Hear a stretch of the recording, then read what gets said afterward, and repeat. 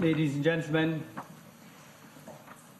we'll start at this stage, and if other persons come along shortly, they can join in at that stage. We have apologies from the Vice Chairman Deputy Alan Kelly, who is at a Health Committee meeting this morning, and said just popped in, and as I was just saying, he said he can pop in for a moment because he's at another Health Committee meeting this morning. So I want to start now. So this is the Public Accounts Committee's 5th periodic report, and it focuses on matters arising from our meetings with government departments and public bodies between September and November 2018. On behalf of the committee, I want to express my gratitude to everybody who participated in the hearings and to those who provided detailed briefing to assist the committee in its deliberations. I also want to express my appreciation to the members of the committee and the Secretariat for their work in relation to the committee's consideration of the issues and preparation of this report. So, in relation to the body of the report itself, the committee finds it unacceptable that the Internal Audit Committee for the President's establishment, which was established in 2014, did not meet prior to 2018. The committee recommends that the Audit Committee for the President's establishment develops a schedule of regular meetings each year. The committee also noted there is no statutory audit in relation to the £317,000 presidential allowance paid from the Central Fund, which is granted under the Presidential Establishment Act and is paid by way of statutory instrument. The committee recommends that consideration be given to including under Vote 1 the £317,000 presidential allowance currently paid from the Central Fund, and therefore making it subject to audit by the CNAG. In that regard, I just want to draw your attention to table number 7 in our report on page 25, which shows that under Vote 1, the presidential establishment, there's a payment from the Exchequer to the presidential establishment of £3.5 million, which represents 41% of the expenditure for the president's establishment.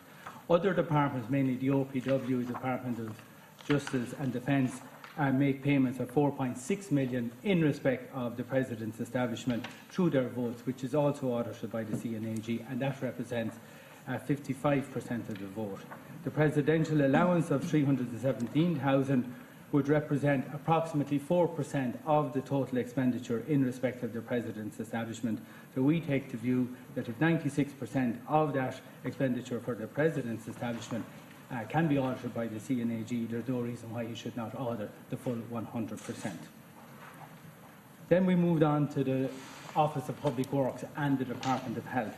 The delay in occupying the new Department of Health headquarters in Baggot Street, Dublin 2, resulted in wasteful expenditure of £11 million. The delay was partly due to a lack of staff engagement regarding changes in the working environment in the Department of Health that were necessary to facilitate such a move. The committee recommends that in future a programme of engagement and consultation with staff takes place at an early stage as an intrinsic part of any departmental or public body office move. Also, the method of calculation of the measurement used by the Office of Public Works to determine the rent for this headquarters in Baggot Street was a serious error and could result in a projected overpayment of €10 million during the lifetime of the lease. The committee recommends that all Office of Public Works leases are calculated using the appropriate measurement method and are rigorously checked before a final lease is signed. Also, the business case presented to the Office of Public Works Board of Management regarding this headquarters in Baggot Street did not follow best practice, and alternative options to the Museum Plaza were not accompanied as part of the written documentation presented to the OPW's Board of Management. The committee recommends that the development of business cases by the OPW in relation to major projects include a robust analysis of key options and alternatives, plus associated costs, as is required under the Public Spending Code. We then move on to the Department of Public Expenditure and Reform. And given the fact that legislation was put in place in 2013 regarding the single public service pension scheme, it is unacceptable that the Department of Public Expenditure and Reform failed to give effect to the provisions of the legislation regarding employer contributions until 2016.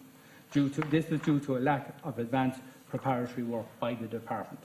This has resulted in the Department of Public Expenditure and Reform requesting backdated payments, which is causing financial difficulty for certain public bodies. The Committee recommends that legislation should be implemented in a timely manner as soon as practicable and following all necessary preparatory work. It is also unacceptable that pension contributions under the Single Public Service Pension Scheme are not going into a fund similar to the National Pension Reserve Fund. This defeats the purpose of the contributions made by the employees and their employers.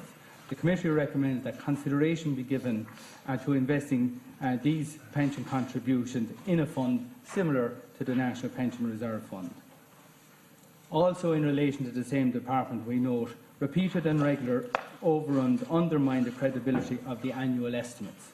The Committee recommends that the Department of Public Expenditure and Reform works closely with each of the departments with a history of requesting supplementary estimates to ensure the estimates presented to the Oireachtas are accurate from the outset. Now moving on to the Revenue Commissioners. The threshold for inclusion in the high wealth individual category is too high and should be more closely aligned with international averages. The Committee acknowledges that the Revenue is examining this matter, and we recommend that the Revenue completes its examination by the end of March 2019 and implements a reduced threshold for high wealth individuals category as soon as possible. For your information, the level used by the Irish Revenue Commissioners to include people in that list is €50 million, whereas the average in most countries we've examined is approximately €25 million. There is also insufficient clarity in relation to the statement of assets by high wealth individuals. The Committee recommends that consideration be given to requiring high wealth individuals to provide revenue with an annual statement of assets held in Ireland.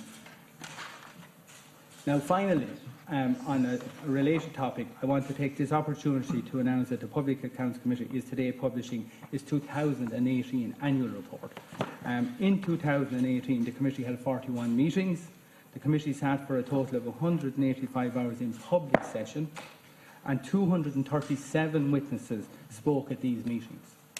The Committee investigated issues regarding governance and management of public finances, culminating in the publication of a number of reports. We published 4 periodic reports in 2018 covering our meetings in the period from September 2017 to July 2018. We published a report on the examination of matters in relation to receipts from corporation tax, and we also published our 2017 annual report.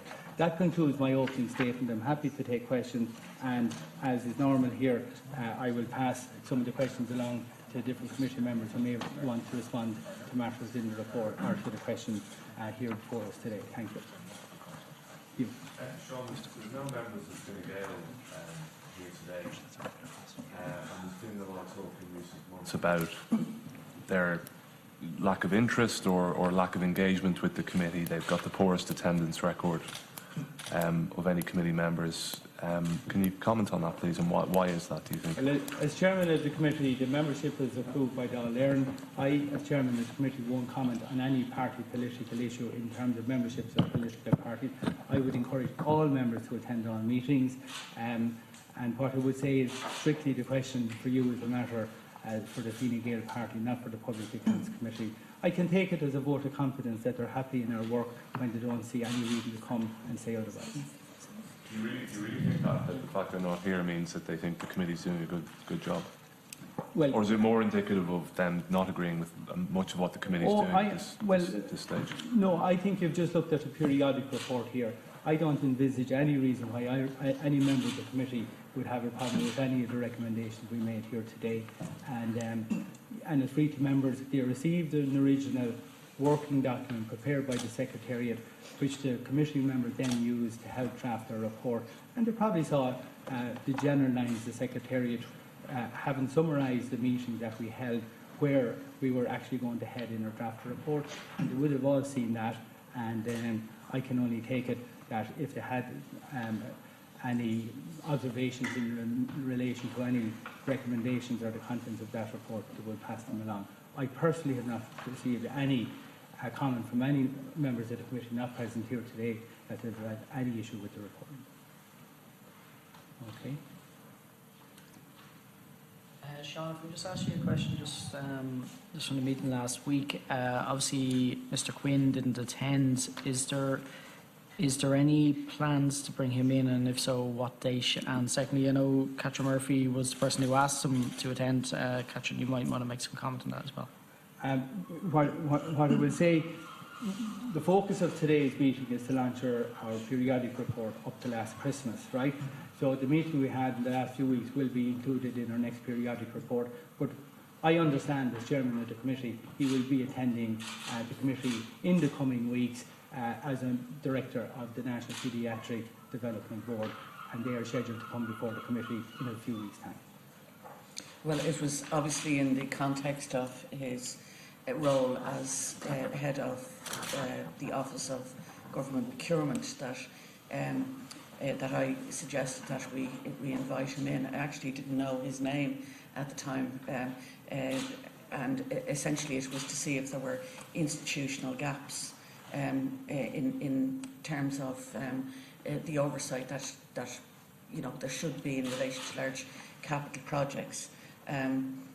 We did have obviously a meeting last week that the person who has responsibility for capital projects attended in relation to that. But I think that it's likely that the opportunity will be taken to further explore those institutional gaps when he attends at the scheduled meeting.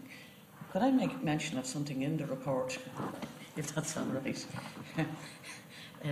And that's page 15. And sometimes this relates to Project Nantes, and sometimes where the declaration would have been the Section 172 declaration would have been made in relation to Project Nantes. There was some issues that arose of a more general nature, and I asked some parliamentary questions following that, whether or not there had been any successful prosecutions. Section 172 would be incredibly important, given that what is precluded is people purchasing assets that obviously have found their way into NAMA for less than the par value. And the CNAG told us that 78 of these were complete. He looked at 80 and 78 were completed, but that there was no, it's B16, that there was no verification process carried out on these declarations. It's like you have a piece of something in legislation in theory, but an incredibly important piece that when you start exploring whether it works in practice. I went on to ask PQ and essentially was told that there were 2 investigations that NAMA carried out and they found nothing. But it's interesting that a complaint was made to the guards separate to those complaints to NAMA, and that the guards did see that there was merit in investigating that. And my understanding is, I certainly am aware of one that has gone to the guards, and I think the original complaint was made in 2016, and that investigation hasn't reached a conclusion at this stage. So it does show again, one of the things that the Public Accounts Committee are interested in terms of process. It does show a significant shortcoming in a process that is incredibly important in terms of a fair approach to the disposal of assets. And there's plenty of anecdotal evidence that there's probably more than one that requires to be looked at. I think that I hear that as a point of frustration by people who see somebody maybe getting an asset back that they can't understand how that would have happened. So it may not have been necessarily in the context of Project Nantes, but the work does open up other things like that. I think it's worth pointing out. Okay, just on that, I'll follow up on that. In fact, on page 7, it is our first recommendation in our report, and the committee recommends that NAMA puts in place a system to verify the Section 172 declaration it receives for the remainder of its operation. That's on page 7. I just picked out some of our recommendations, but I couldn't, you'd be still listening to me if I read them all out. But that is our first recommendation. We do want to say is, we did get legal advice, the Public Accounts Committee, from the Parliamentary Legal Advisor here in relation to this particular issue in Project Nance, as did NAMA. And what the point is, there appears to be a lacuna in the original legislation. We didn't recommend it be changed at this stage because the work is almost completed. The Section 172 declarations relate to the sale of property assets. It didn't specifically envisage the sale of loan sales. So technically, we understand from NAMA, they have sought Section 172 in relation to all sales, including loan sales, but that's not actually provided for in the legislation, and they would say there's a point there. They would also say a director of a company is not necessarily a connected person to the debtor. Could be, but not necessarily, and that they're the words in the legislation. And I do want to say, just in relation to Project Nance, because we did discuss it in public, NAMA made it very clear, and it's on page 16, that they realised 200 million from this particular debtor, and they say, and bear in mind, some of that debt was secured by property assets, some of them was only secured by a personal guarantee. So they say they received 87% of the original acquired property secured debt of 229. However, the Public Accounts Committee makes it clear in the next paragraph, B22, the Committee notes that the proceeds of 200 million represent only 41% of the original par debt of 489. So NAMA will say they were only interested in the property secured debt for which they paid money, but we want to give, as Public Accounts Committee, the total picture. So they did recover 200 million in respect of the original par debt of 489 million, which is only 41%. It's not quite the story NAMA told, but that's the actual outcome of the situation.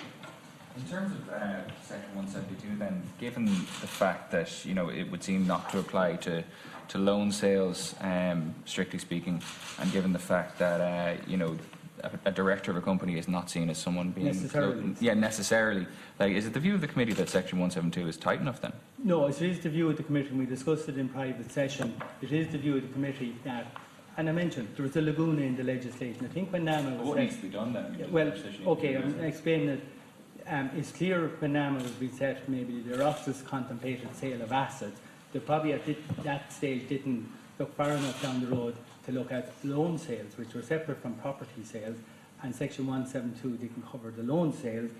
We would see that as a lacuna. I said that in my opening remark, but NAMA have well over 90% of their job done at this stage to seek to change the legislation at this stage.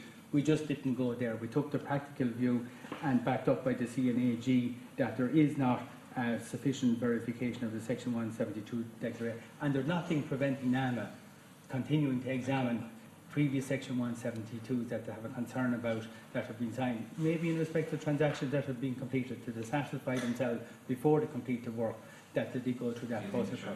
Yes, and we say they should do that. You say they should do that for the 172 it receives for the remainder of its operation, but what about the ones already in existence? Well, we didn't make a formal view of that. We're clear about going forward for the remainder one, but definitely we feel there was a lacuna in the system up to now, and we're just trying to correct it from here on in our recommendation. But the point is well made by this committee and by yourself, that and the CNAG has separately made that report, which we've reported on, and that's in the CNAG's report about the lack of adequate verification of Section 172. This supplements his report that's on the public record. We didn't retranscribe his paragraphs here. We agree with what he said, but we just put our own summary on it. Yeah, I think it's because 172 carries criminal sanction, there isn't a statute of limitations. So if people make complaints to NAMA in relation to people acquiring assets that below par, I mean, I would have thought that there would be an obligation on NAMA to follow up on those. And as I said, there is anecdotal evidence, but I've got to say a complaint made in 2016 that's not brought to a conclusion by 2019 is part of the reason why people would be discouraged from, and it would open up the question whether or not the Garda Bureau of of crime investigation, the fraud section, whether or not they have sufficient resources to, to do their work is a very obvious question. Okay, any questions on any other sections or chapters or recommendations in the report? You have it there in front of you.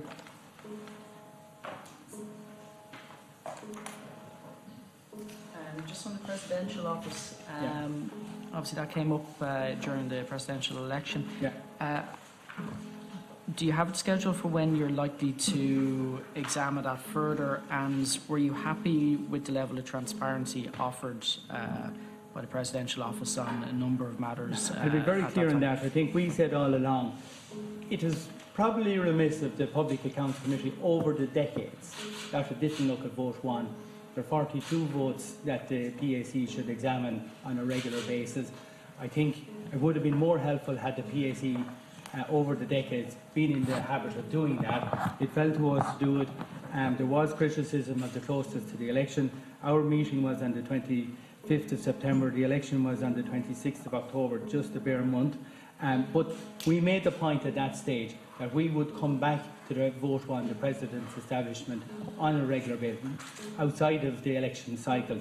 And we have actually already done it. We've had a meeting on the 7th of February this year, specifically with Mark MacSharry, the accounting officer, in relation to the vote since the presidential election, and I believe it should be looked at every year going forward. We've already done it this year.